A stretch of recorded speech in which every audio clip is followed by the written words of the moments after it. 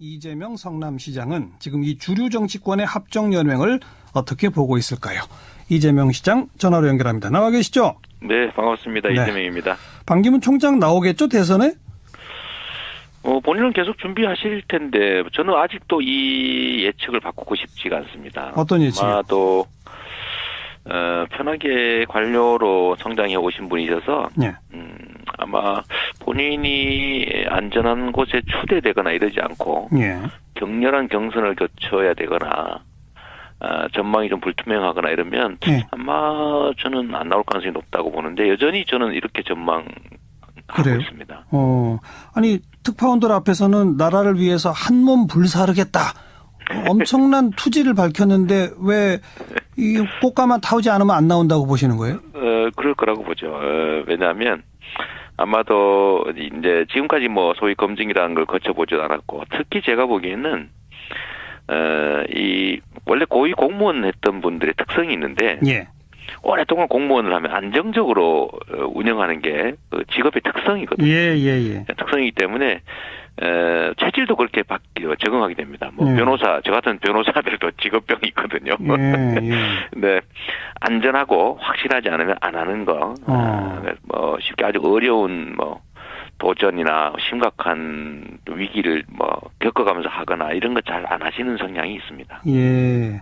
일반적인 얘기입니다. 그리고 최근에 뭐 지금 뭐 박모 씨한테 돈을 받았다 뭐. 예, 박연차 전 회장으로부터 뭐 지났다고 하는데 이게 이대로 묻히기가 어렵습니다. 왜냐하면 지금 이거를 검찰이 알면서도 그때 유엔 총장이어서 또는 뭐 외교부 장관이고 국제적 관계 때문에 넘어갔다 이런 얘기가 있지 않습니까? 맞죠.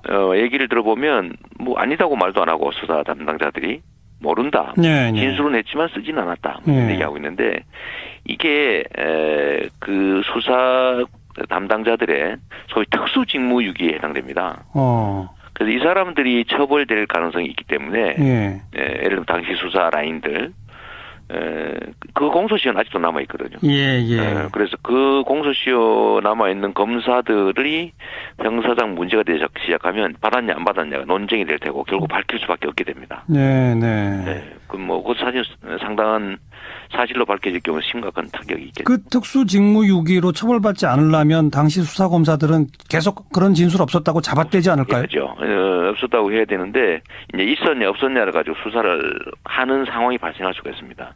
지금이야 뭐 검찰이 자체적으로 모른 척하면 되는데 뭐 누가 고발을 한다든지 또 심각하게 사회적 문제 제기가 되면 수사해라 법률적으로. 그러니까 당시 수사검사를 누가 고발할 수 있군요. 그렇습니다. 직무유기에 해당된다는 게 법률가들의 의견입니다. 혹시 이재명 시장은 고발할 생각 없어요? 좀 두고 볼게요. 네. 그런데 아무튼 이재명 시장의 그 분석에 의하면 비박신당하고는 함께 못 하겠네요. 거기는 유승민, 뭐 오세훈, 뭐 이런 분들이 치열한 경선을 거쳐서 반기문 총장은 영입하지만 경선을 거쳐서 이렇게 말하고 있잖아요. 그렇죠. 그럼 그걸로는 안 가겠네요. 그건 모르죠. 뭐, 그 본인 마음인데, 가서 뭐 확실하게 이길 수 있다. 뭐, 큰 고생 안 하고. 뭐, 이러면 또 모르겠지만, 그게 아니고, 경선 룰 문제도 있을 테고. 그리 만만치는 않을 겁니다. 그럼 새누리당은 아마도 이렇게 이 추대까지도 가능해 보이긴 하는데, 지금 현재 시점에. 안 가겠죠. 이미 본인이 거긴 선을 그으신 것 같아요. 그럼 새누리당도 못 가고, 비박신당도 안 가고, 그럼 어디로 갑니까? 모르죠, 저야. 저는 일반적인 예측 말씀드린 겁니다. 관료 출신이고, 또 편하게, 이렇게 살아오신 분이셔서, 막 이 험악한 이 전쟁터 같은 정치판을 과연 상처를 감수하면서 돌파할 의지가 있을지. 아니, 어디로 가시나고 제가 여쭤본 게 정치권 일각에서는 여기도 저기로도 안 가고 반기문 총장이 그냥 독자 세력화를 만들어서 거기로 나중에 비박신당 같은 것도 흡수하려 할 것이다. 이런 얘기가 나오거든요. 그건 어떻게 보세요? 상상이 많이 할 수 있죠. 상상 많이 할 수 있고. 왜냐하면 지금 현재 뭐 남아있는 친박이든 뭐 떼어져 나오는 비박이든 사실 이번에 대통령의 퇴진 요구를 하는 국민들 입장에서 보면 그 사실 몸통들이 세포 분열하는 거거든요. 소위 구태 기득권 세력들이 이 나라를 이 모양으로 만들어 놓고 책임 안 지고 다시 권력을 장악해 보겠다고 지금 세포 분열에서 뛰어서 나와가지고 자기는 아니다. 예. 소위 이제 얼굴을 가리고 있는데 그걸 국민들 입장에서는 쉽게 용인하기 어려울 테고 예. 초기야 관심이 있으니까 사람들이 뭐 지지율도 나오고 하겠지만 막상 다시 이 집단에게 이 나라 국가 운영을 맡길 것이냐라고 하면 아마 만만치 않을 거라서 예. 뭐 새로운 뭐 판을 생각해 볼 수도 있겠죠. 얼마 전에 SNS상에 범죄자 박근혜, 부역자 황교안, 상속자 반기문 이렇게 쓰셨잖아요. 네네. 왜 상속자라고 쓰셨나요? 이분이 박근혜 정권에 되게 우호적 태도를 취했고 저는 특히 온 국민이 정말 도저히 용인할 수 없는 위안부 합의 이제 밀어붙여서 거의 일본에 완벽하게 이제 유리한 그런 결정한 것에 대해서 예. 박근혜 대통령이 잘했다고 칭찬했지 않습니까? 그건 저는 그런 거라든지 또 본인이 이제 박근혜 쪽과 박근혜 쪽에 관심을 가지면서 본인의 이제 국내에 무슨 대통령 후보로 논의되고 이런 것들을 상당히 즐긴 것으로 보여지는데 결국 지금까지 이렇게 성장하고 현재 정치적 위치를 가진 것도 결국 이 보수 정권 이명박 박근혜 이 보수 정권들과 함께했기 때문에 부패 기득권 세력의 일부라는 점은 변할 수가 없다. 그리고 결국은 지금 부패 기득권 세력 박근혜 새누리 이렇게 보여지는 이 집단들의 그 기득권들을 그대로 지금 양수받아서 승계해서 자신의 정치적 입지를 만들려고 하는 거니까 상속자라고 볼 수밖에 없는 거죠. 알겠습니다. 새로운 세력, 새로운 사람이라고 할 수 없으니까. 조금 아까 내일 탈당 예고하고 있는 그 비박계 그냥 세포 분열일 뿐이다. 네. 그래서 잠깐 인기 끌 수 있을지 모르지만 아마 조금 더 지나면 국민들이 평가가 냉정해질 거다 이런 말씀 하셨잖아요. 네. 조기 대선이 가시화되는데 그럼 그 대선 때까지 정계 개편은 어떻게 이루어질 걸로 전망하세요? 저는 그쪽이 전문가가 아니라서 전방에서 열심히 건방 지키고 농사 열심히 하고 그런 쪽이어서 전 정치계 재편에 대한 의견은 별로 없어요. 저는 사실 가능하면 그런 것보다는 우리 국민들 입장에서 진짜 심각한 삶의 문제, 재벌 체제 어떻게 정말 재정비할 거냐, 부당이득을 얻는 부당한 경쟁 구조인 이 엉터리 경제 질서 어떻게 할 거냐. 노동자들 제 임금도 못 받고. 알겠습니다. 이런 얘기 좀 했으면 좋겠다. 정계 개편은 별로 관심 없다. 네네. 이재명 시장 그냥 아무튼 더불어민주당 안에 후보 경선에 나가서 1등 노력해보겠다 이거죠? 네, 열심히 노력하고요. 열심히 노력해서 이기면 또 서로 힘 합쳐서 같이 하고 국민이 또 선택 안 해주면 또 선택된 쪽 열심히 도와주고 그래야 되는 거죠. 국민의당과의 관계는 어떻게 해야 한다고 보세요? 그럼 대선 때까지. 제가요 아니면 당이? 더불어민주당이요. 만약 이재명 시장이 그 후보 경선에서 1등을 했다 그러면요? 저는 가능하면 야권 통합의 계기로도 만들어야 된다고 생각하고 또 야권 연대해야 되고요. 국민들이 바라는 것은 새로운 정치 세력이 좀 새로운 나라 만들어 달라는 것인데 국민의 입장에서 보면 민주당이나 국민의당이나 별로 차이가 크게 느껴지지 않습니다. 그냥 정치인들이 편을 달리 먹고 있는 것 정도에 불과하죠. 국민들 입장에서 보면 모섬들이 편갈라 싸우고 있는데. 알겠습니다. 그러니까 국민의당은 통합과 연대의 대상이다 이 말씀이죠. 네, 그렇게 하는 게 좋겠습니다. 만약에 반기문 총장이 국민의당에 가서 경선한다 그러면 어떻게 됩니까? 그거는 이미 국민의당이 소위 보수 진영과 합친다는 뜻이 되겠죠. 네. 국민의당은 그런 선택을 그럼 안 할 거라고 보세요? 반기문 총장이 국민의당으로 호롤단신 들어오거나 이럴 수는 있겠습니다만 그런 경우는 잘 없을 것 같고요. 그건 정치 세력 간 타협이 돼야 같이 들어와서 경선이든지 추대든지 할 텐데 이미 그렇게 되는 상황이 되면 모르겠지만 저는 그렇게 안 되도록 하는 게 우리 정치의 역할이라고 생각합니다. 국민의당도 야권이니까 야권 지지자들이 상당히 많이 몰려 있고. 그런데 이 대목 전문가는 아니라고 하셨습니다만 이게 제가 안 여쭤볼 수가 없는 게요. 국민의당은 개헌 추진을 당론으로 채택을 했습니다. 그리고 이 개헌을 고리로 반기문 총장 세력 그리고 비박계 세력과 좀 크게 하나로 묶을 수도 있다 이런 구상도 얘기가 나오거든요. 거기에는 더불어민주당에 있는 개헌을 주장하시는 분들까지도 일부 가담할 수 있다. 이런 얘기까지 나온단 말이죠. 이런 아주 커다란 의미의 즉 그분들 표현에 의하면 친박과 친문을 뺀 거대한 제3지대. 이거 어떻게 생각하세요? 친박과 친문을 왜 빼야 되는지는 잘 모르겠고요.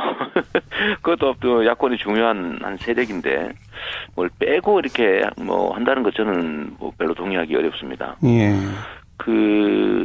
저는 국민들 입장에서 정말 봐줘야 된다. 이게 이제 소위 구태 기득권 세력들이 다시 부활하는 수단으로 개헌이나 정계 개편이 악용되지 않았으면 좋겠습니다. 예, 예. 왜냐하면 역사적으로 언제나 그래봤거든요. 예. 옛날 3당 합당도 그랬고, 예. 소위 6.29 선언도 그랬고, 이런 것들이 결국 국민들의 그 절절한 열망들을 다 꺾어버리고 그냥 현재 있는 이 기득권 세력이 그대로 유지되는, 얼마나 국민들 입장에서는 좀 절망하겠습니다. 알겠어요. 네. 예. 개헌 매개로 한 무슨 합정연행은 한마디로 기득권 세력의 자기 기득권 지키기다, 이렇게 딱 규정하시는군요. 저는 개헌이 지금 현재 상태 시기로 이 지금 좀 퇴진에 집중해야 될 때고, 탄핵 퇴진에, 그다음에 탄핵 퇴진이 되면 그다음부터 60일 안에 지금 새로운 국가 리더십을 구축해야 되는데 예. 실제 시간이 안 되고요. 두 번째 제가 한 말씀 드리고 싶은 거는 예. 이 칼장수 입장에서, 국민이 이제 칼장수라고 하면 예.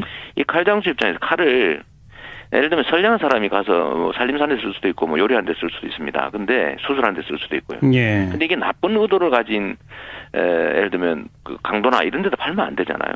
예. 근데 지금 개헌 문제가 선의에서 시작된 측면도 일부 있지만 아하. 사실은 기득권자들, 그러니까 부패 기득권자들의 권토 중래를 위한 수단으로 지금 많이 오염이 됐습니다. 알겠습니다. 네, 그래서 별로 적절치 않다고 보죠. 결선 투표제에 대한 의견은 어때요?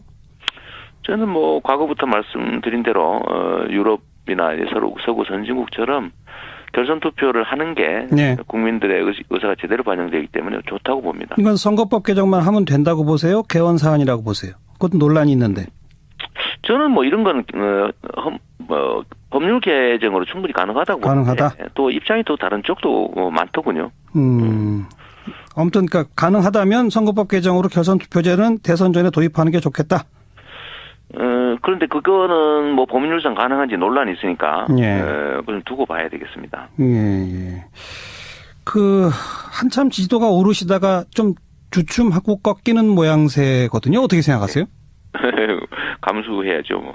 국민들께서 기대를 하다가, 한번 좀 더 생각해 봐야 되겠는데, 하는 분들이 많이 늘어난 것 같아요. 예. 그거야 이제 제가 미래에 관해서, 좀 말씀드리고, 또 그러면 또, 믿음을 주는 분들이 늘어나지 않을까 이렇게 기대합니다. 아직까지는 이제 과거에 대한 얘기만 했으니까요. 알겠습니다. 네, 과거에 대한 얘기들은 많이 했고 이제 그게 어느 정도 성과가 나니까 그건 이제 끝난 일이 거의 돼가는 거고. 그럼 미래 비전 관련해서 자신이 내세울 최고의 공약 혹시 있다면 한두 가지. 저는 이 사회의 제일 심각한 문제가 불공정, 불평등이고요. 네. 우리나라가 가야 될 길은 공정이고, 그다음에 그 공정의 제일 핵심 가치는 법을 지키는 사회. 예. 그다음에 공정한 사회. 예를 들면 노동이든 경제든 재벌이든, 그리고 특히 이제 국민들의 삶이 워낙 어려우니까 복지력 확대를 통해서 경제적인 재기, 또 선순환을 좀 만들어내자, 그런 겁니다. 예. 공정한 사회. 그러면서 복지 확대가 들어가네요. 핵심입니다. 저는 복지 확대를 통해서 경제 성장이 가능하지 지금처럼 해가지고는 안 된다. 백약이 무효라고 생각합니다. 왜냐하면 대공황 때 그 대공황을 극복한 제1의 길이 사실은 복지 정책을 도입하고 공권을 강화해서 노동자들이 몫을 내린 거거든요. 가계의 몫을 내린 거. 그 복지의 방법으로 기본소득제가 많이 거론되는데 거기에 대해서는 어떻게 생각하세요?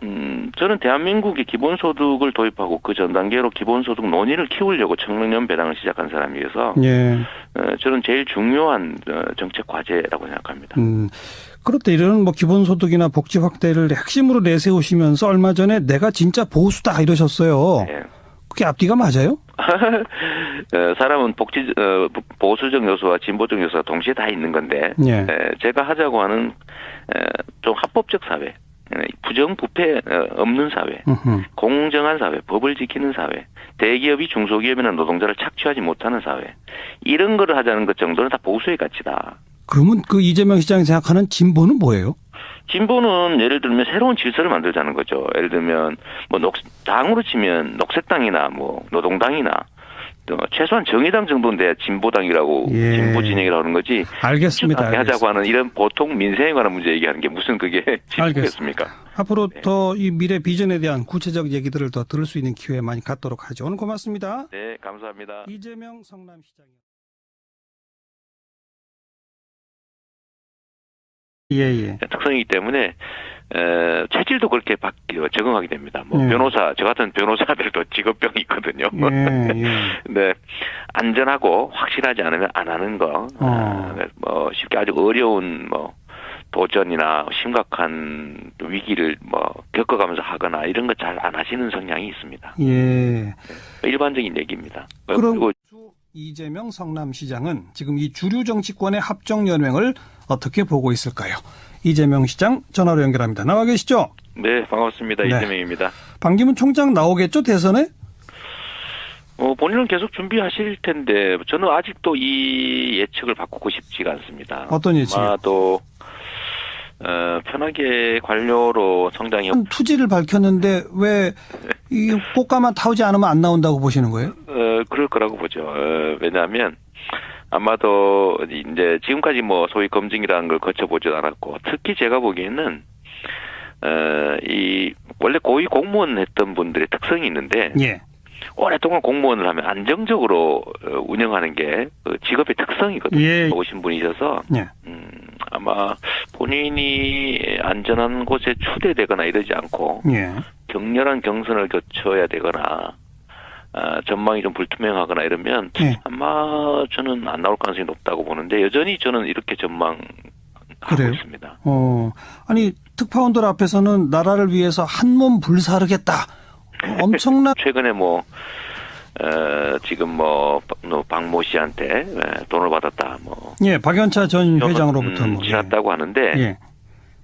이게 이대로 묻히기가 어렵습니다. 왜냐하면 지금 이거를 검찰이 알면서도 그때 유엔 총장이어서 또는 뭐 외교부 장관이고 국제적